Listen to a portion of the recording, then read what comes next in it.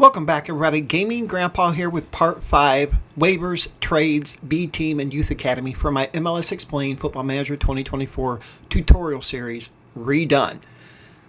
I'm going to talk a little bit about waivers in general. A waiver is defined as the act of intentionally relinquishing or abandoning a known right, claim, or privilege. MLS rights are foregone when a player is waived. Any player can be waived or released anytime before the roster freeze date. Once again, I covered the roster freeze date. It's in September. That's when your roster locks. And I'll get into the difference between releasing and waiving here later in a different episode. When you release a player after the initial squad registration, and that's once you have your initial one, which is in 2023, February 18th, that player is said to be on a waiver. So notice the example below. Where you would normally release the player, now you only have waive player. And I do have mutual termination available because I just took over the team and it's my first year. You're not allowed to mutually terminate players after your first year is complete in the MLS. Okay, just a little bit of a tidbit there for you. Okay, when you waive a player, the club may still be responsible for their salary. And some players may be eligible for the drafts, and I just covered that in a previous episode. So the main difference between releasing and waiving is the date that you get rid of that player. And if you release them, you're not responsible for their contracts.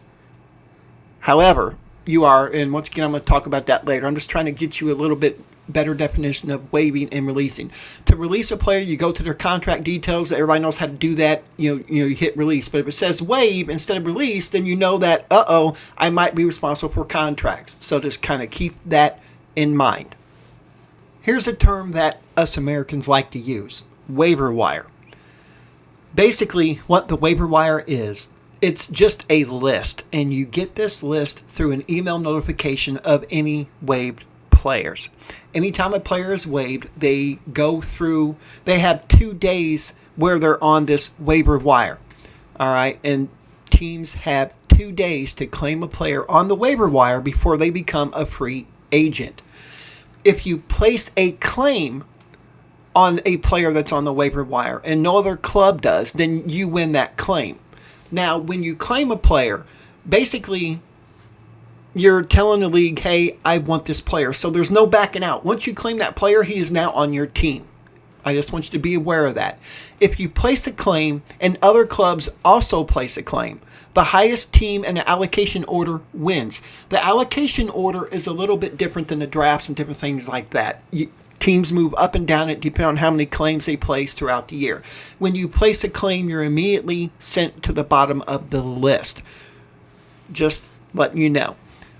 And after a successful winning claim, your club moves to the end of the order, as I already said. When a player has been claimed, you assume his contract, the type, and salary. So be careful of squad registration or the claim may fail. If the claim fails, you get penalized, you get fined for that. The player gets re-waived, and you still move to the bottom of the list. So before you claim a player off waivers, or off the waiver wire, you have to make sure you have room to register that player because he's going to be on your team and you can't do anything about it. Have I waived players or claimed players off waivers? Absolutely. And here's how you do it.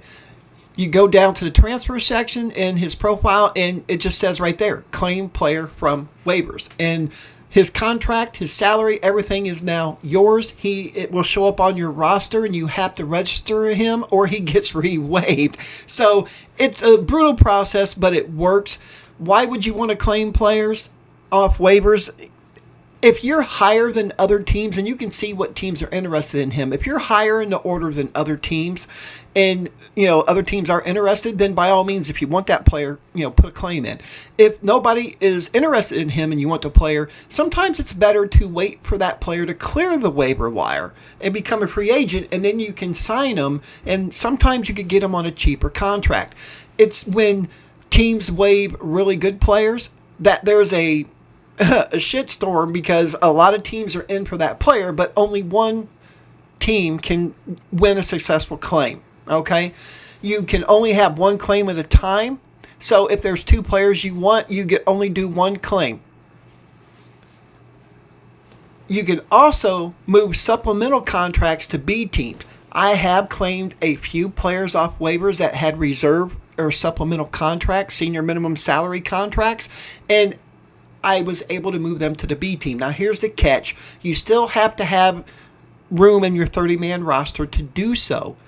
And you have to register them immediately when you claim them. And then the next day you can move them to your B team and then unregister them and you're good to go. It works really well with younger players. A lot of times teams, they'll have 32 or 33 players by the registration date and they have to cut down. And, it's kind of like in Major League Baseball when they bring players up.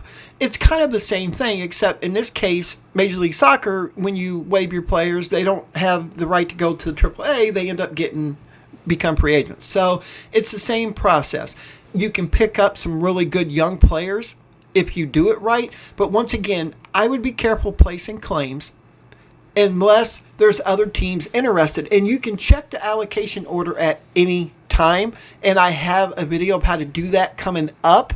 I'll show you an example of where you can find it and things like that in my interactive tutorial series I'm going to be working on next. So it is a good little thing to use. But once again, I prefer to wait for them to hit free agency if I can. Because once you file a claim, it's yours if you win. And that contract and salary and player are yours too.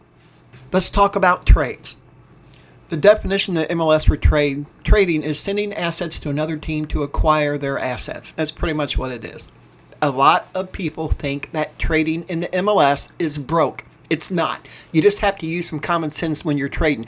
If you are trading for a star player and you're offering them $50,000 allocation money, they're going to laugh in your face and throw it away. Okay? So that's the thing. A lot of people are trying to trade and they don't know what they're doing. But you just have to think of it this way. If you have a crappy player and you're, let's say you're in the Premier League in England, okay, Man United, and you transfer list a bunch of crappy players, do you really think other teams are going to come in and offer you top dollar for them? No. It works the same way in the MLS. So you have to be able to give better to get better, if that makes sense. But no, trading in the MLS is definitely not broken. I use it a lot during a year in every one of my saves. Now, the AI does require equal value for what you're trying to acquire. Some teams, just like in real life, in the AI, they do a really good job with this in Football Manager. That's one thing that I want to say. The AI does a hell of a job with trading in the MLS. Okay, different teams value different things. In real life, there's a couple teams that they don't value the super draft at all. They don't. They would rather sign young international players and build them up. Like Seattle is a prime example. They trade away every one of their draft picks every year. They just don't care about it. Other teams live for the draft. They try to get as many picks as they can so that they can, get all these young American kids, and that's where their future lies. So every team values it differently, and the AI is the same thing, and they do a really good job with that. Okay? Trading is only allowed during transfer windows. Now, that's incorrect. You can trade throughout the year. But if you're trading for players, you can only do it during transfer windows. And you'll get notifications in your inbox that says, the transfer deadline is this and that for domestic players in the MLS, and that's what it's telling you. However, in FM, you can trade pretty much a week before the roster. You can trade from preseason, the start of preseason, to a week before the roster freeze date. That means other assets, such as like draft picks, or you can trade for international slots. You can do a lot of different trades in the MLS that don't involve players. But if you want to trade for players, the only time to do that is during the MLS's transfer window. Speaking of transfer windows, I just read a news update. I subscribe to the MLS and a lot of things, that they are planning for the 2026 season that now trades. It used to be that you could only spend allocation money. That was the only kind of money you could spend in a trade. You couldn't flat out buy players from the MLS teams. You had to trade with allocation money, draft picks, international slots, player rights, that type of stuff. Now, coming up in the future in real life, they're going to be able to have cash deals. So like transfer fund kitty type cash deals. That is amazing. That is going to really boost the MLS. I am so happy that's coming. I just found that out, and I am looking forward to that being in the game. You can actually be able to use your transfer funds to buy MLS players. That's going to be freaking awesome. All right, let's move on. The last slide I'm going to cover in this episode is the Youth Academy and B team. Now, your Youth Academy, you must sign players. If you're interested in signing any of the players in your Youth Academy, you must do so before they're released. Players are released in the season that they turn 18. They're released at the end of the season if they're not signed. So if you have a kid that turns 18 in 2024 in your Youth Academy, if you don't sign him to a contract by the time the season's up, they're released. And I'm going to give you a little bit of a heads up. They're actually released before the season's over. I believe it's before the playoffs, around beginning of September, I believe, is when they clean out your Youth Academy. So if there's any players that you're interested in signing, make sure you do so. I actually keep their scout reports up to date for my Youth Academy kids, because you can get some really good players from your Youth Academy. No youth contracts are allowed. I repeat, no youth contracts are allowed. They already have a youth contract when they are in the academy. So when you sign them, you have to offer them at least a reserve contract, and it's really crappy. Most of the time, they want a supplemental contract, which is reserve or SMS. Sometimes they want a senior contract for the better players. All right, once you sign them, you can then move them to your B team or out on loan. However, you must register them with your team first. You see this as an ongoing theme. When you acquire a new player, however you acquire that player, you must register them, or the next day they are waived. In order to register them, you must have room in your 30-man roster. Same thing with your Youth Academy kids. Most of my Youth Academy kids I do sign, or most of the kids from my Youth Academy that I do sign are immediately moved to my B team, because that's just how I do it, because the B team supplemental contracts come out of payroll and they don't come out of your salary cap, and that's why it's flexible like that. All right. Now, at times your GM can sign these players, a general manager. If you delegate the responsibility for him and tell him to sign players, sometimes you could click on a player and you could go, delegate GM to sign. He can offer them youth contracts or full-time contracts, unlike you. That's one thing I wish they would fix in the game. It's like that in England. It's like that in everywhere that has youth teams. I don't understand why I am not able to sign a player, a young player, who knows he's not going to be near the first team for a few years, to a cheaper contract. I hate that. I disagree with that. Same thing here. If you take a 17-year-old and sign him, I should be able to, knowing he's going into B team, I should be able to offer them the appropriate contract. It's crazy. All right, but once again, you got your homegrown issues and everything else, and I understand, but still, it's a pain. All right, youth intake players are sent to your Youth Academy. Every year, not only do you get youth intake in your academy, but you just get random players that show up. And if the if Put My Manager was done correctly, the only players that would show up there would be from your territory. But obviously it's not. But your youth intake does send the players to your Youth Academy. So keep an eye out. When you get that famous email that says you've had a golden generation of youth intake, you'll know where they're heading. The B team. When you first join a team, players have full-time contracts. You'll see them anywhere from $8,000 to 60,000. Those contracts you can't extend, you can't do anything with them. You can delegate that, but that's the type of contract they're on. You can't offer full-time, only delegated staff members can, just kind of like the Youth Academy with the general manager, okay? When promoting players to the senior team, they usually want supplemental contracts. Once they have a supplemental contract, they can then freely move between senior team and B team. You can move them up and down at any time. Be careful of your squad registration if you're trying to, if you have a full-time player that's getting $40,000 a year and you want to sign him to a senior contract or a big boy contract, you can do so, but you have to be able to register him. So keep that in mind. Now, the tricks with the B team, there's a few tricks, okay? Number one, I have a lot of players in my B team that are on senior contracts. Some of them, if you move them to your B team, are going to get mad. They're going to come at you the next day and be like, what the hell did you do, boss? You don't move me to the B team. Other ones don't get mad. I've moved, older players to the B team, and they haven't complained. However, with salary, that's a different subject. Players that are in your senior roster, remember I covered this slot 1 through 20.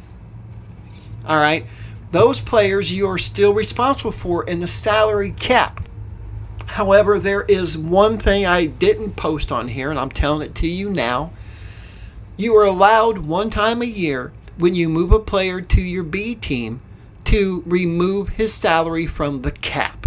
You'll actually get a little message that pops up that says, do you really wish to move this player to the B team? And there's a little message that says, you are authorized to remove his salary from the cap. Do you wish to do so? If you hit yes, then you'll never get that offer again for this season. That actually clears the salary cap from his portion. So it's a good little deal. Now, I would recommend waiting and doing that on players that have a higher contract. Like a reserve player, who cares for 67.5? Well, first off, reserve contracts are payroll. I'm sorry. A senior contract, say a player's making 90, okay? And then you have another one that's making 200 and you want to move them both to the B team. You want to do the 200,000 and not the 90. That way you can waive his salary, okay? And you just save a little bit of salary space. Jesus Christ, I can't talk. All right. But the B team is a good little thing to have. It's like our youth team. All right. But the trick is you don't want to move players back and forth from the B team. You want to sign them to a big boy contract and then keep them in the B team. You do not have to move them. Once they sign their contract, they're still in the B team. All right. You can still register players in your B team and they can play for your senior team without being in the senior team. I do that constantly. I have a lot of young players that I sign that are international that I don't have the slots for, so I put them on my B team. And if I have a slot come available through injury or whatever, I can register before the next game and go to the B team and click on their registration. That player is now eligible to play in that game. Just make sure that you unregister him for the next game. But yeah, you can register players before every game, so keep that in mind. But anyway, guys, that pretty much takes care of Part 5, Waivers, Trades, B Team, and Youth Academy. So if you have any questions, by all means, hit me up. Maybe other people will join in conversations too. I would love to get a post or a comment where a lot of people replied to it. That would be awesome. Anyway, thanks for the support, guys.